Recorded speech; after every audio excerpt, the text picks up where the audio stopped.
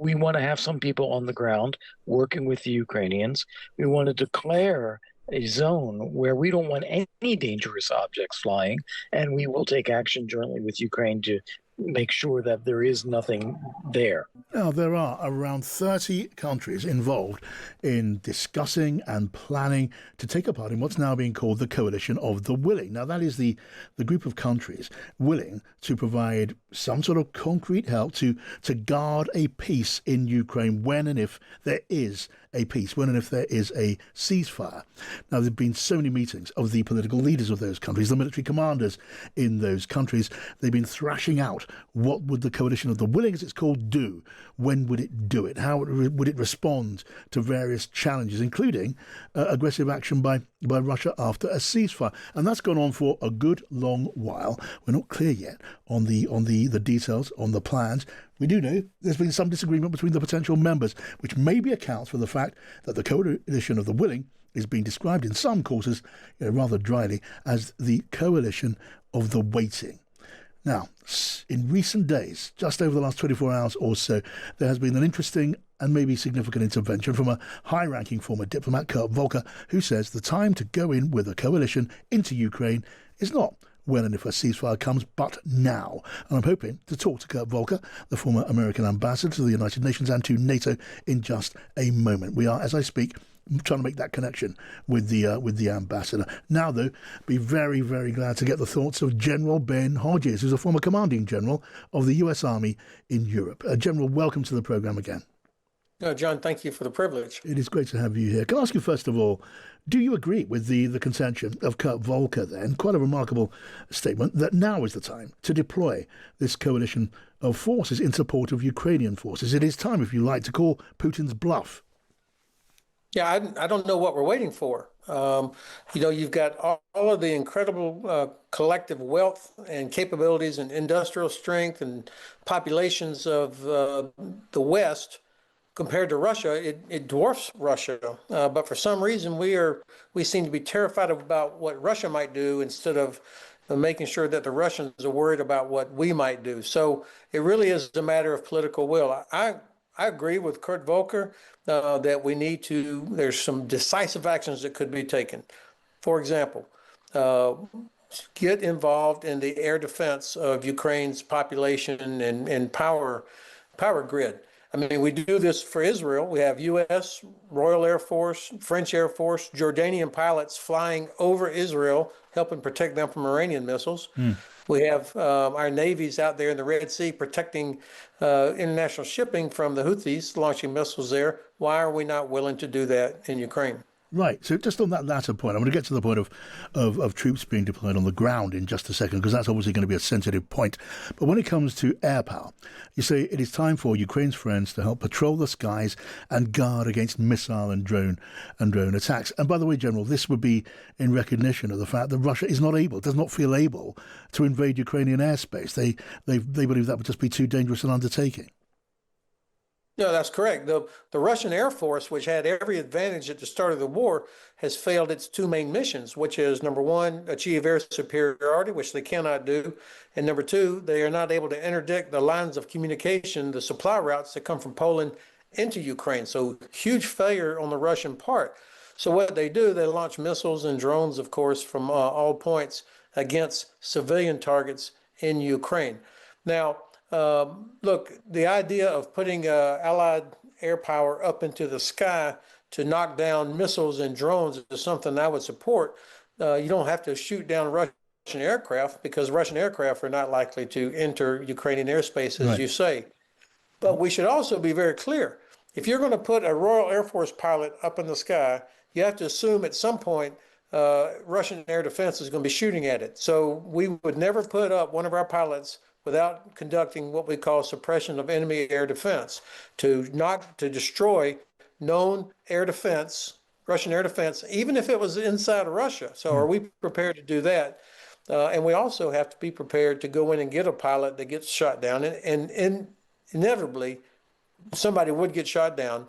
Are we prepared to go in and pick him or her up, regardless of where they land? So these are the kind of things, these are not irritating details.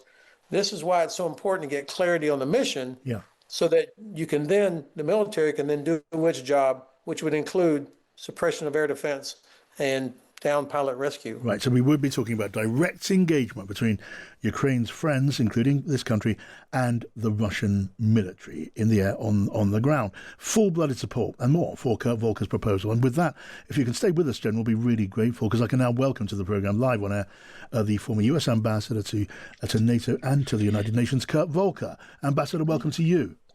Hi, John. Great to be with you. And Ben, great to be with you. Okay, well, you heard there, Ambassador Volker. You had full-blooded support from General Hodges. Could you address for us some of the let's call them, I don't know, issues, problems with the pretty bold plan that you suggested in the last 24 hours? Because you would be putting, as General Hodges explains, you would be putting British and maybe French and other participants, active participants, troops in the line of fire. It would very possibly lead to direct engagement with Russia, the plan that you propose. How do you address concerns about that, fears about that, Ambassador? Yeah. Well, first off, I want to say General Hodges is exactly right, that these are things you have to think through. These are not to be taken lightly. But at the same time, I think we have to start from the premise that Ukraine's defeat or Ukraine's failure would be a devastating blow to security in Europe as a whole, and likely lead to a wider war that would involve us anyway. And so if that is the case, then we ought to be trying to create some security and breathing space for ourselves by extending an air defense zone forward. And we could be assisting and coordinating directly with Ukraine doing that, and assisting them in their efforts to take down things over a certain zone. Yes. So let's say it's 150 kilometers, 200 kilometers. I'm not suggesting that we are flying aircraft over Russian territory, that pilots will be downed in Russian territory. But it could be the case in Ukraine. And it is something where we'd have to say, we want to have some people on the ground working with the Ukrainians. We want to declare a zone where we don't want any dangerous objects flying, and we will take action jointly with Ukraine to make sure that there is nothing there. And it ought to be a declared policy. It ought to be something we communicate directly to Russia. I hope we would get to a point where Russia would respect that. Now, we don't know that, and we have to assume that they would not. But we should be prepared to push that out a little bit. And by learning from the Ukrainians on how they are dealing with these massive drone and missile threats, we will both be helping NATO to be better prepared to protect NATO populations, and doing so when we're not doing it over NATO territory, we'll be doing it over Ukraine. So it is already a measure of protection for our populations from things that fall from the sky. Right. So, Ambassador Volker, your plan, your suggestion, very bold suggestion, envisages the air assets, the warplanes of friendly nations in the skies over Ukraine as part of a kind of air exclusion zone, an added layer of protection.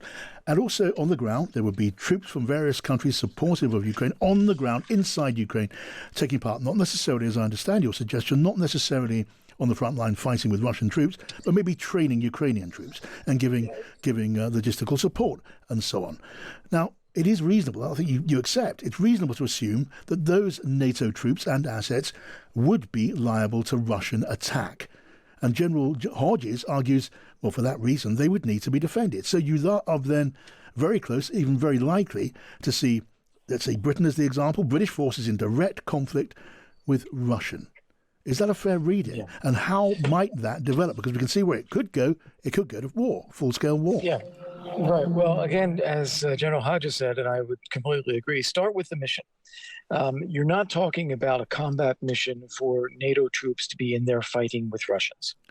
You are talking about a training and equipping and coordination mission with Ukrainians to both help them with their defense of their airspace and defense of airspace adjoining NATO, which is for the protection of NATO. But we should be ready. Let's say we, in shorthand for Britain and the other friendly nations, we should be ready then for an engagement with Russia. We should thereby, by obvious extension, be ready for war with Russia and hope that it's Putin who blinks, Putin who backs down. That is your argument. Well, my argument is that if attacked, I think it would be very reckless of Russia to attack NATO troops. But if they did, they should defend themselves. They should fight back. And we should be trying to create a de-escalated situation in a zone where Russia knows it's a no-go zone. Now, yes, you're absolutely right. The general's absolutely right. You have to be prepared, as Turkey was when Russian aircraft were violating Turkish airspace regularly. You have to be prepared to actually strike them if they continue to do that. But your purpose is to get them to stop doing it. Yes, I mean, General, if I can lastly come to you, I mean, we have a very high-ranking former diplomat and now, of course, a very high-ranking former military commander in agreement on this very bold course. Now, it would be that much stronger an argument, wouldn't it, General, if we had an assurance from the White House, from President Trump, to give the kind of U.S. security guarantees, backup guarantees, that would further deter Putin from taking the kind of action against this coalition. But we don't have it, General. I do imagine that President Trump will give that kind of assurance, and without it, do you imagine that there's various other nations and their leaders would go along with this suggestion? Well, certainly based on what the president said to President Zelensky at the Oval Office this past Friday, I am not under the illusion that the United States would give strong backing in any way. Yeah. But this is where this is the key. Whether or not the United States does what we should do strategically, Kurt's exactly right that if Ukraine fails, this is going to be a massive, catastrophic problem for Europe. You're going to see millions more Ukrainian refugees pouring into Central and Western Europe, trying to get away from, they know what happened in Bucha and Mariupol, so they're not going to hang around to see what happens. Secondly, the Russian army will absorb tens of thousands of trained Ukrainian troops that will be forced into the Red Army. And now you've got an emboldened Russia that is looking around at Moldova and Estonia, Latvia, and Lithuania. So this is about preventing, this is not charity for Ukraine, this is about preventing an expansion of the conflict that will affect the rest of Europe. Yes. So we are where we are now because we have hesitated in the past. We were always too worried about what Russia might do instead of acting decisively with the full weight of what we have in Europe and the United States and Canada. Yes. So get the mission right, make it very clear. And this is where elected officials have to talk to their publics as if they were adults and explain what is at stake and why we have to do this. Okay, last word with you, Ambassador, briefly, if I can, Ambassador Volker. Do you see any likelihood or possibility that the various leaders of the various nations of this coalition might take your strong advice? I think it all depends. A year ago, 2 years ago, we were talking about seizing frozen Russian assets. And of course, it was no, no, no, no, no. Germany wouldn't do it. UK wouldn't do it. France wouldn't do it. Belgium wouldn't do it. And here we are now, that much later. And now we're saying, well, actually, there's a way to do this. And I've seen leaders in NATO countries, including Keir Starmer, including Macron, go from saying, well, we can't do anything, to saying that we can do a coalition of the willing in a situation where there is a peace agreement, to now talking about, well, what other things can we do? So I do think it's possible to get there. And as Ben was just saying, it becomes a calculation of what is the safer course of action, to wait and see what Putin might do, or to set some parameters saying, don't cross these lines. And I do think we have to recognize that Putin is having a very difficult time launching his war against Ukraine as it is today. He's not succeeding in taking much territory. He's raining down bombs and drones on civilian population centers, but is not making a strategic difference. And I would argue the last thing he can afford is a conflict with NATO itself.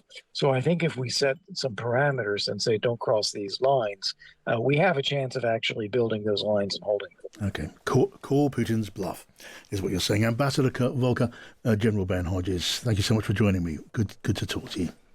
Thank you, John.